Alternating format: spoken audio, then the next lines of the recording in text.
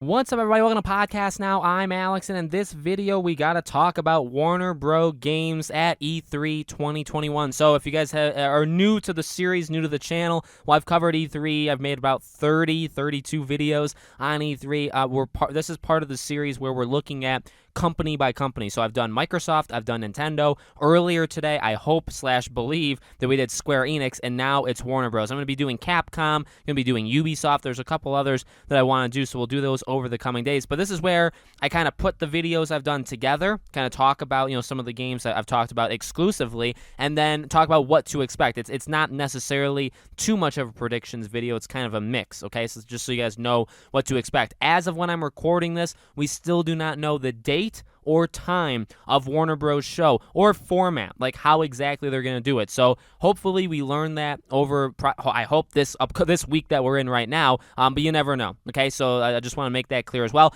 We will be covering all of this E3 stuff as it goes on. I hope to co-stream some of the bigger shows. There'll be videos after all of them, no matter if I co-stream them or not. So just to give you guys kind of a look as to what to expect. Make sure, if all that stuff sounds good to you guys, make sure you guys are subscribed. Bell icon turn on so you see when all these videos go up. I've been covering a ton of things, quite a bit on the channel.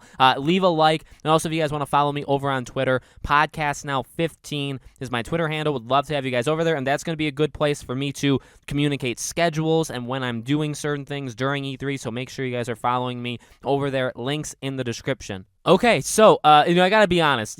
People come to me, obviously, for Warner Bros. Stuff. I understand that. Suicide Squad, Gotham Knights, Hogwarts Legacy, Lego Star Wars, and I actually like it, okay? I do Sony stuff. I've done a little Microsoft stuff, a little Nintendo stuff, Square Enix I like. When it comes to the conferences at E3, or the potential conferences, Square Enix and Warner Bros. Games, WB Games, are my two most excited, I think, by quite a bit. I'm excited for all of them, I guess, just for clarification, but these two really get me pumped. So, as I've said, now I've made, again, individual videos, honestly, on like 5 or 6 different WB games that could potentially be there. They have a chance to, in my opinion, like sweep the floor, literally, of everybody else. I think Square Enix has that chance. I think really all of them, if they bring their A game, can just dominate. And hopefully they all do. That way it's literally a nonstop avalanche of announcements, and good announcements, not kind of announcements just to announce things. But Warner Bros. Has so much. So in terms of what I'm hoping / expecting, let's kind of go game by game here. Gotham Knights. We've talked about it. I honestly feel like it's a 50-50 shot. I was feeling, no, I don't know anybody inside. Actually, well, I do know a couple people, but they don't really tell me anything. I felt good about Gotham Knights being there, just in my own head, just when I was like kind of thinking it all out. Like, does it make sense for it to be there? Over the past month, I felt less confident, and it's mainly because of DC fandom. So when it comes to Gotham Knights, when it comes to Suicide Squad, and I'm going to kind of remove NetherRealm too because of and I'll tell you why, because if they're not making Injustice, if it's like a Marvel fighting game, then they wouldn't be at DC fandom anyway, unless they do go, and then that's kind of weird, but it's also kind of cool at the same time. But because I'm so unsure about that situation, I would say when we're talking about do they go to E3 or DC fandom, you really look to Gotham Knights and Suicide Squad. I mean, again, I would like at least one of them to be at E3. I honestly feel like, speaking for you guys, which I've seen in the comments of my past videos, it seems like you guys aren't really expecting it to be at E3. I think that's probably fair. That's probably the best thing to do, is not expect it, and that way if it's there, it's a surprise. I think it makes sense. Again, it depends on the kind of show that Warner Bros. Wants to do. If they want to make it a really big thing, they could show all of them. If they want to make it a smaller thing, maybe they show half, right, or even less than half. So Gotham Knights, honestly, is like a 50-50 shot. So is Suicide Squad. I think if one is there, the other will be there, though. So if Gotham Knights is there, I think Suicide Squad is pretty likely. If they, for some reason, show Suicide Squad first, I think Gotham Knights kind of has to be there, like, right afterwards. So that's kind of what I'm expecting / predicting from that. The NetherRealm thing, I think it makes sense if they're doing the Marvel game. I honestly, if we're talking about, like, well, again, depends on how they want to do the show, but if they want, like, a big announcement, like their big thing that nobody knows yet about them at E3, NetherRealm would be that. You know what I mean? Technically, Monolith could also be that, but for me, it's really NetherRealm. It's been enough time. People are hyped. There's been hints as to what the game is, all that stuff. I think they could really drop, like, a big announcement at E3, and it would be that NetherRealm thing. Whether it's Injustice 3 or which I do think it's the Marvel fighting game, but, whichever one it is, I personally would predict that that would be their big thing, their big new thing at E3. Lego Star Wars, I felt pretty good about until just yesterday. There was that LegoCon that was announced by Lego. So it's like an entire convention, like a 90-minute show at the end of June for all things Lego. And Lego Star Wars is Lego. So so now, to be honest with you, it's the same thing for Lego Star Wars as it is for DC Fandom for those games, where it's like, well, do they pull out? What did they ever plan on going to E3 because they knew that this thing was going to happen? So that's another one that I'm kind of like, I said it in that video, actually, with Lego Star Wars. It's a little scary because you have, like, scapegoats of, well, Gotham Knights doesn't have to be there. Suicide Squad doesn't have to be there. If it's Injustice, it doesn't have to be there because all of those are DC Fandom. They could be. And then Lego Star Wars doesn't have to be there because it could be at LegoCon. So if Warner Bros. Wanted to screw over the ESA and E3, they don't really have to show up next day. They could show up with Back 4 Blood and call it a day. And I would be disgusted at them. I'd be so upset, and I would let them hear it on this YouTube channel, and you guys would inadvertently hear it too. But that would be quite something, right?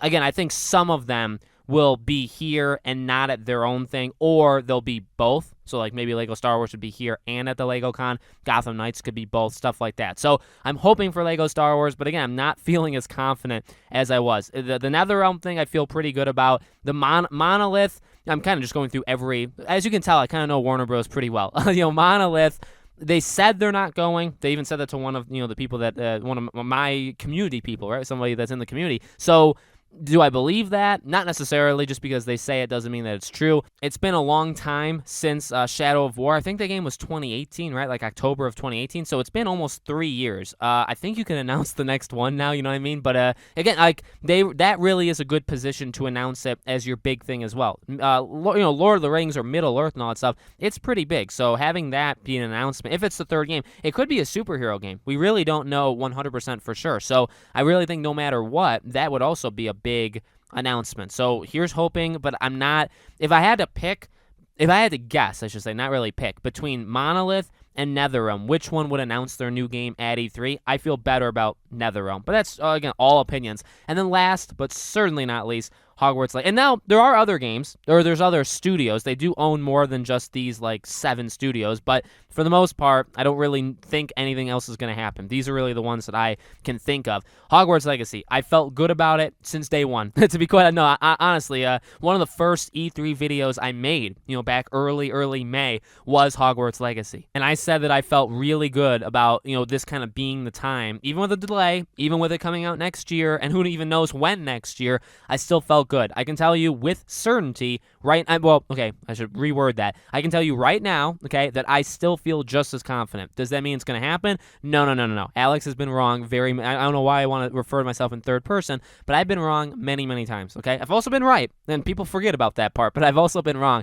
And so that I don't think that means anything, right? Just because I feel good about it. But again, like all the things kind of align. All of these things have, again, scapegoats of not being at E3. When you look at Hogwarts Legacy, it's like, well, if you don't show up, then like they could do something on their own, or they could do a Sony thing, because that's obviously how they even announced the game, right? They can do whatever they want, and Harry Potter / Hogwarts, right, or Hogwarts Legacy, that's a big enough franchise by a mile. It's bigger than 95% of all other franchises in gaming. It's big enough where they can do whatever they want with it whenever they want. If they want to do a gameplay presentation August 23rd, when on like a random day where nobody's doing anything, they could do it, and it would be the biggest story of the day and of the week. Okay, that's flat out the truth. So do they need E3? Do they need the Game Awards, stuff like that? No, they don't. But again, remember I told you, more eyes are on E3 than any other day of the year when it comes to gaming. That's just how it is. Should it be like that? No, absolutely not, but it is. So I really feel this is their chance. You should just, and I'm talking about like a gameplay trailer, some game, and probably a gameplay thing. I don't think we need a second trailer because we already kind of have that. That's what I hope. That's what I really hope. If it's not there, I will be upset because I'm kind of expecting it. And maybe that's probably wrong, just so we're all aware, so that people can say afterwards, oh, Alex, you led us astray. No. Number one, I'm not lying to you guys when I make any of these predictions. When I tell you I believe something, I fully believe it, and I get behind it. If I tell you I don't believe it, I don't believe it. So if you're disappointed Hogwarts Legacy isn't there, odds are I'm also disappointed. You know what I mean? Just so we're kind of all clear on where I am. So that's it. Pretty sure that's it. So this is going to be fun. I am so pumped. I'm so ready for this. Again, we don't know date or time, but as soon as we do, maybe I'll tweet about it, stuff like that. But I hope to cover it. I hope to co-stream it. And that's kind of the most, right? Co-streaming it would be kind of awesome to experience it with all of you guys. But even if I don't co-stream it, there will be videos directly after the event. So if they announce 2 new games, 2 videos, 3 games. I mean, some of them could be like a pick and choose kind of situation, but I will be covering this conference as well as all the other shows at E3, okay? Make sure you're subscribed, bell icon turned on. Follow me over on Twitter. Very important in terms of scheduling and making sure you guys know what I'm doing. Again, links in the description below, or you can just, look me up on Twitter. Thank you for watching, guys, and I hope to see you all on the next video.